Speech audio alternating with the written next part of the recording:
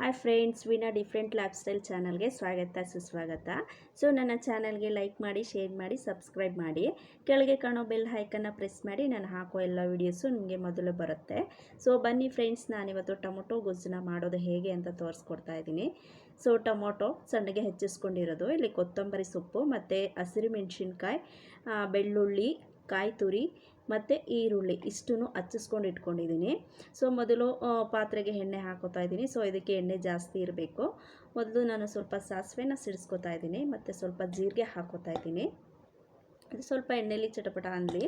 So ಅದಾದಮೇಲೆ ಮೆಂತ್ಯ ಸ್ವಲ್ಪ ಹಾಕ್ತಾಯಿದ್ದೀನಿ, ಒಂದು 10 ಕಾಳು ಹಾಕಿದ್ರೆ ಸಾಕು. ಸೊ ಇವಾಗ ಅದು ಉದ್ದಕ್ಕೆ ಹಚ್ಚಿಸ್ಕೊಂಡಿರೋ ಈರುಳ್ಳಿ ಇಟ್ಕೊಂಡಿದ್ದಲ್ಲ, ಸೊ ಅದನ್ನು ಹಾಕ್ಕೊಂಡು ಸ್ವಲ್ಪ ಫ್ರೈ ಮಾಡ್ಕೊತಾ ಇದ್ದೀನಿ.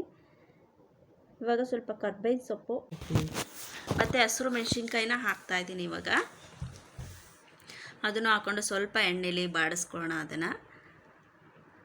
ಸೊ ಇವಾಗ ಬೆಳ್ಳುಳ್ಳಿನ ಗೆಜ್ಜಿ ಇಟ್ಕೊಂಡಿದ್ದೆ, ಸೊ ಆ ಬೆಳ್ಳುಳ್ಳಿನ ಹಾಕ್ತಾಯಿದ್ದೀನಿ. ಸೊ ಸ್ವಲ್ಪ ಕೊತ್ತಂಬರಿ ಸೊಪ್ಪು ಕೂಡ ಹಾಕ್ತಾಯಿದ್ದೀನಿ ಜೊತೆಗೆ. ಸೊ ಇದಿಷ್ಟನ್ನು ಬಾಡಿಸ್ಕೊಂಡಾದ್ಮೇಲೆ ಸ್ವಲ್ಪ ಇಂಗು ಸ್ವಲ್ಪ ಹಾಕೋತಾ ಇದ್ದೀನಿ. ಸೊ ಇವಾಗ ಮಿಕ್ಸ್ ಮಾಡ್ಕೊಳ್ಳಿ ಚೆನ್ನಾಗಿ. ಈಗ ಹಚ್ಚಿ ಇಟ್ಕೊಂಡಿದ್ದೀನಿ ನಾನು ಟೊಮೊಟೊನ ಸಣ್ಣದಾಗಿ. ಸೊ ಅದನ್ನು ಹಾಕ್ತಾಯಿದ್ದೀನಿ. ಇದು ಚೆನ್ನಾಗಿ ಫ್ರೈ ಆಗಬೇಕು, ಸ್ಮ್ಯಾಶ್ ಆಗೋ ಥರ ಫ್ರೈ ಆಗಬೇಕು. ಸೊ ಒಂದು ಸ್ವಲ್ಪ ಸಾಲ್ಟ್ ಹಾಕೋತಾ ಇದ್ದೀನಿ, ಯಾಕಂದರೆ ಅದು ಬೇಗ ಬೇಯುತ್ತೆ ಅಂತ. ಸೊ ಹಾಕಿ ಚೆನ್ನಾಗಿ ಮಿಕ್ಸ್ ಮಾಡಿ ಅದು ಬೇಯೋಕ್ಕೆ ಬಿಟ್ಬಿಡಿ.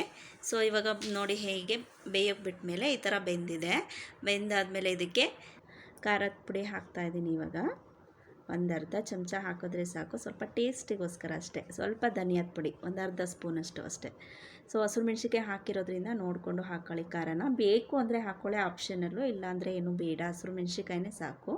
ಇವಾಗ ಫೈನಲಿ ಕೊತ್ತಂಬರಿ ಸೊಪ್ಪು ಮತ್ತು ಕಾಯಿ ತುರಿನ ಹಾಕ್ತಾಯಿದ್ದೀನಿ. ಹಾಕಿ ಒಂದೆರಡು ನಿಮಿಷ ಸಣ್ಣ ಉರಿಲಿ ಬೇಯಿಸ್ಕೊಳ್ಳಿ. ಸೊ ಇವಾಗ ಆಯಿತು, ಅದು ಟೊಮೊಟೊ ಗೊಜ್ಜು ಸಿಂಪಲ್ ಆಗಿರುತ್ತೆ. ಇದು ಚಪಾತಿ, ರೊಟ್ಟಿ, ದೋಸೆ, ಸೊ ಎಲ್ಲದಕ್ಕೂ ತುಂಬ ಚೆನ್ನಾಗಿರುತ್ತೆ ಕಾಂಬಿನೇಷನು. ಸೊ ಒಂದು ಸಲ ಟ್ರೈ ಮಾಡಿ.